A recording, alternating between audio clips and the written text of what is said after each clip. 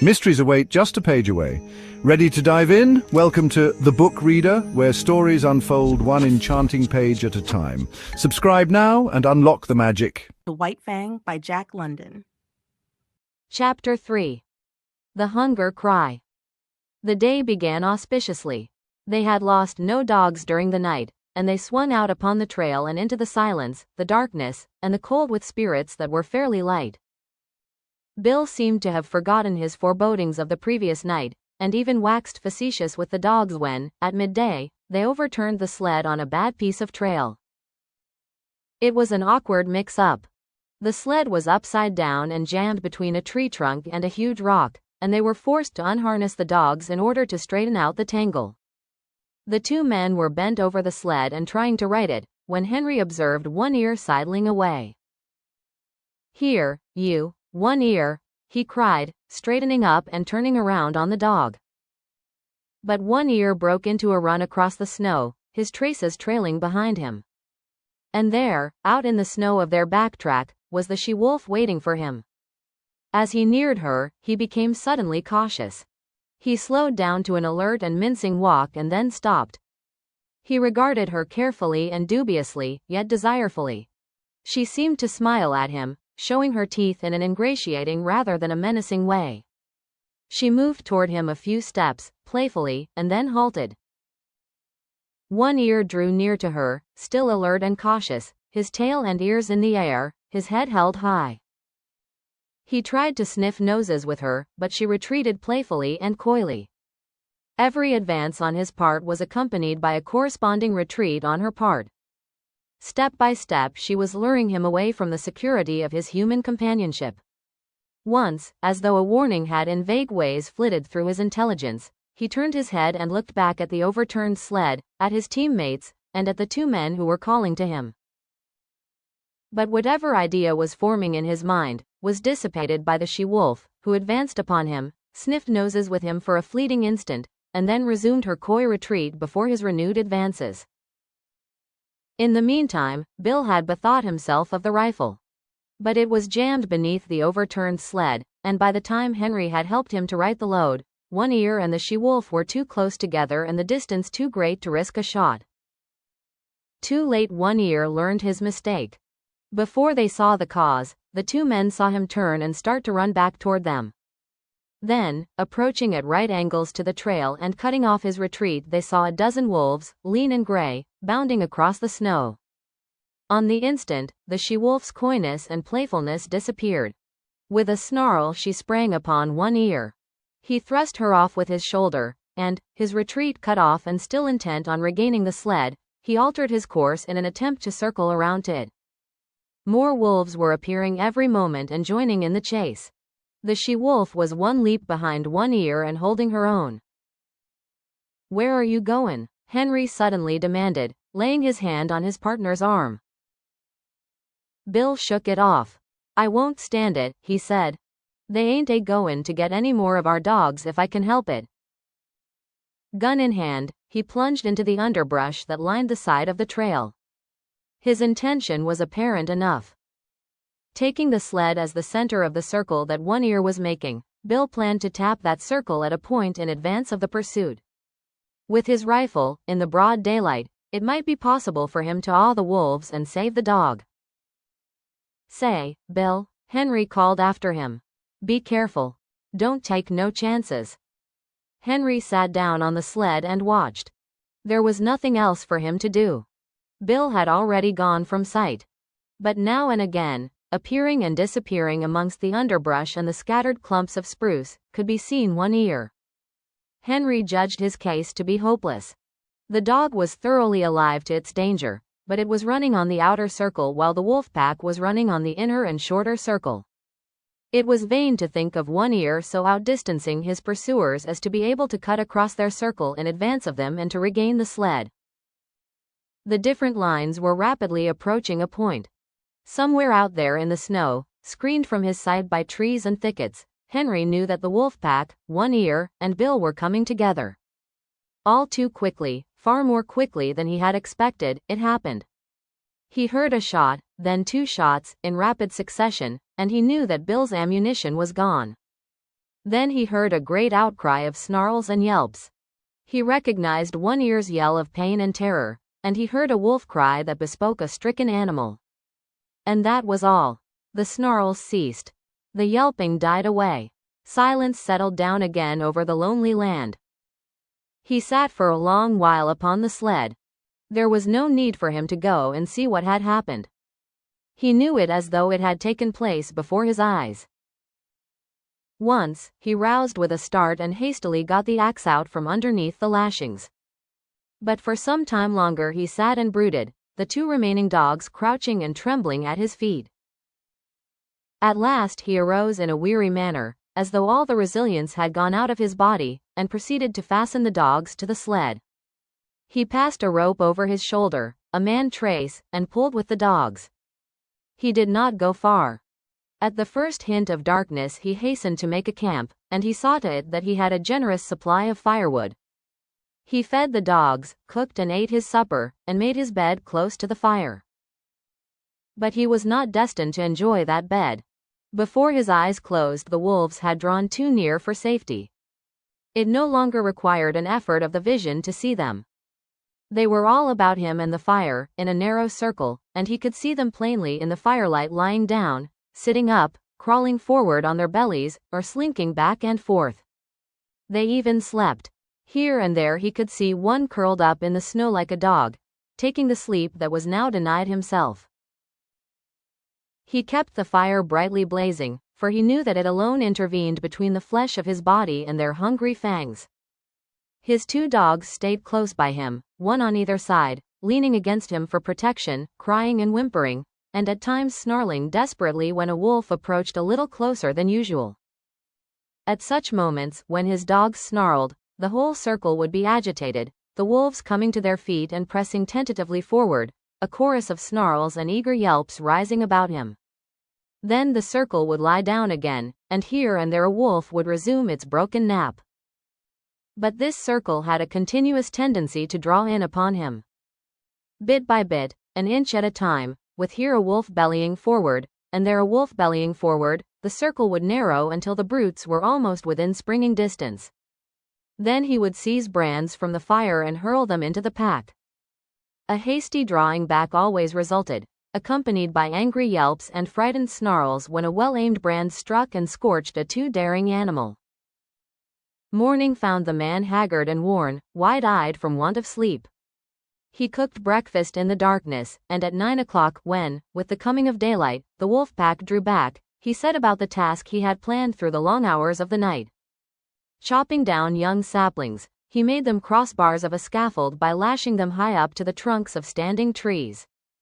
Using the sled lashing for a heaving rope, and with the aid of the dogs, he hoisted the coffin to the top of the scaffold. "They got Bill, and they may get me, but they'll sure never get you, young man," he said, addressing the dead body in its tree sepulchre. Then he took the trail, the lightened sled bounding along behind the willing dogs. For they, too, knew that safety lay open in the gaining of Fort McGarry. The wolves were now more open in their pursuit, trotting sedately behind and ranging along on either side, their red tongues lolling out, their lean sides showing the undulating ribs with every movement. They were very lean, mere skin bags stretched over bony frames, with strings for muscles, so lean that Henry found it in his mind to marvel that they still kept their feet and did not collapse forthright in the snow. He did not dare travel until dark. At midday, not only did the sun warm the southern horizon, but it even thrust its upper rim, pale and golden, above the skyline. He received it as a sign. The days were growing longer. The sun was returning. But scarcely had the cheer of its light departed, than he went into camp. There were still several hours of gray daylight and somber twilight, and he utilized them in chopping an enormous supply of firewood. With night came horror. Not only were the starving wolves growing bolder, but lack of sleep was telling upon Henry. He dozed despite himself, crouching by the fire, the blankets about his shoulders, the axe between his knees, and on either side a dog pressing close against him. He awoke once and saw in front of him, not a dozen feet away, a big gray wolf, one of the largest of the pack. And even as he looked, the brute deliberately stretched himself after the manner of a lazy dog, yawning full in his face and looking upon him with a possessive eye, as if, in truth, he were merely a delayed meal that was soon to be eaten. This certitude was shown by the whole pack. Fully a score he could count, staring hungrily at him or calmly sleeping in the snow. They reminded him of children gathered about a spread table and awaiting permission to begin to eat. And he was the food they were to eat. He wondered how and when the meal would begin. As he piled wood on the fire, he discovered an appreciation of his own body which he had never felt before. He watched his moving muscles and was interested in the cunning mechanism of his fingers. By the light of the fire, he crooked his fingers slowly and repeatedly, now one at a time, now all together, spreading them wide or making quick gripping movements. He studied the nail formation, and prodded the fingertips, now sharply, and again softly, gauging the while the nerve sensations produced. It fascinated him, and he grew suddenly fond of this subtle flesh of his that worked so beautifully and smoothly and delicately. Then he would cast a glance of fear at the wolf circle drawn expectantly about him, and like a blow the realization would strike him that this wonderful body of his, this living flesh, was no more than so much meat, a quest of ravenous animals, to be torn and slashed by their hungry fangs, to be sustenance to them as the moose and the rabbit had often been sustenance to him. He came out of a doze that was half nightmare, to see the red-hued she-wolf before him. She was not more than half a dozen feet away, sitting in the snow and wistfully regarding him. The two dogs were whimpering and snarling at his feet, but she took no notice of them. She was looking at the man, and for some time he returned her look. There was nothing threatening about her. She looked at him merely with a great wistfulness, but he knew it to be the wistfulness of an equally great hunger. He was the food, and the sight of him excited in her the gustatory sensations. Her mouth opened, the saliva drooled forth, and she licked her chops with the pleasure of anticipation. A spasm of fear went through him. He reached hastily for a brand to throw at her. But even as he reached, and before his fingers had closed on the missile, she sprang back into safety. And he knew that she was used to having things thrown at her. She had snarled as she sprang away, baring her white fangs to their roots, all her wistfulness vanishing, being replaced by a carnivorous malignity that made him shudder. He glanced at the hand that held the brand, noticing the cunning delicacy of the fingers that gripped it, how they adjusted themselves to all the inequalities of the surface, curling over and under and about the rough wood, and one little finger, too close to the burning portion of the brand, sensitively and automatically writhing back from the hurtful heat to a cooler gripping place. And in the same instant he seemed to see a vision of those same sensitive and delicate fingers being crushed and torn by the white teeth of the she-wolf. Never had he been so fond of this body of his as now when his tenure of it was so precarious. All night, with burning brands, he fought off the hungry pack. When he dozed despite himself, the whimpering and snarling of the dogs aroused him. Morning came, but for the first time the light of day failed to scatter the wolves. The man waited in vain for them to go. They remained in a circle about him and his fire, displaying an arrogance of possession that shook his courage born of the morning light. He made one desperate attempt to pull out on the trail. But the moment he left the protection of the fire, the boldest wolf leapt for him, but leapt short. He saved himself by springing back, the jaws snapping together a scant 6 inches from his thigh. The rest of the pack was now up and surging upon him, and a throwing of firebrands right and left was necessary to drive them back to a respectful distance. Even in the daylight he did not dare leave the fire to chop fresh wood. 20 feet away towered a huge dead spruce. He spent half the day extending his campfire to the tree, at any moment a half-dozen burning faggots ready at hand to fling at his enemies. Once at the tree, he studied the surrounding forest in order to fell the tree in the direction of the most firewood. The night was a repetition of the night before, save that the need for sleep was becoming overpowering. The snarling of his dogs was losing its efficacy. Besides, they were snarling all the time, and his benumbed and drowsy senses no longer took note of changing pitch and intensity. He awoke with a start. The she-wolf was less than a yard from him. Mechanically, at short range, without letting go of it, he thrust a brand full into her open and snarling mouth. She sprang away, yelling with pain, and while he took delight in the smell of burning flesh and hair, he watched her shaking her head and growling wrathfully a score of feet away. But this time, before he dozed again, he tied a burning pine knot to his right hand. His eyes were closed but few minutes when the burn of the flame on his flesh awakened him. For several hours he adhered to this program. Every time he was thus awakened he drove back the wolves with flying brands, replenished the fire, and rearranged the pine knot on his hand. All worked well, but there came a time when he fastened the pine knot insecurely. As his eyes closed it fell away from his hand. He dreamed. It seemed to him that he was in Fort McGarry. It was warm and comfortable, and he was playing cribbage with the factor. Also, it seemed to him that the fort was besieged by wolves. They were howling at the very gates, and sometimes he and the factor paused from the game to listen and laugh at the futile efforts of the wolves to get in. And then, so strange was the dream, there was a crash. The door was burst open. He could see the wolves flooding into the big living room of the fort. They were leaping straight for him and the factor. With the bursting open of the door, the noise of their howling had increased tremendously. This howling now bothered him. His dream was merging into something else, he knew not what. But through it all, following him, persisted the howling. And then he awoke to find the howling real. There was a great snarling and yelping. The wolves were rushing him. They were all about him and upon him. The teeth of one had closed upon his arm. Instinctively he leapt into the fire, and as he leapt, he felt the sharp slash of teeth that tore through the flesh of his leg. Then began a firefight. His stout mittens temporarily protected his hands, and he scooped live coals into the air in all directions, until the campfire took on the semblance of a volcano. But it could not last long. His face was blistering in the heat, his eyebrows and lashes were singed off, and the heat was becoming unbearable to his feet.